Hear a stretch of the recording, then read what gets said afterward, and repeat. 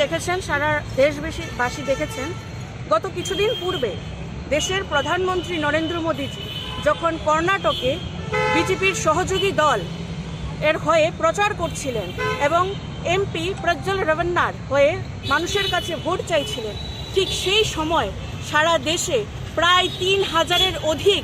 প্রজ্জ্বল রেভান্না যে নারী সংক্রান্ত যে অপরাধগুলি করেছেন সেই ভিডিও সোশ্যাল মিডিয়াতে ভাইরাল হয়েছে। এবং আশা করি আপনারা সকলেই এই ভিডিওগুলি দেখেছেন, যে ভিডিওগুলি দেখলে তা প্রমাণিত হয় যে প্রজ্জ্বল রেভান্না একজন নারী বিরোধী এবং ওনারা যখন সরকারে ছিলেন, উনি একজন দেশের প্রাক্তন প্রধানমন্ত্রীর পরিবারের লোক, তারা যখন সরকারে ছিল, যেই সমস্ত মহিলারা ওনাদের কাছে সাহায্যের জন্য গেছেন, প্রত্যেকটি মহিলাকে তারা বিভিন্ন রকমভাবে নির্যাতন করেছে, ধর্ষণ করেছে এবং মহিলা বিরোধী অপরাধের সঙ্গে তারা যুক্ত রয়েছে। এই ভিডিও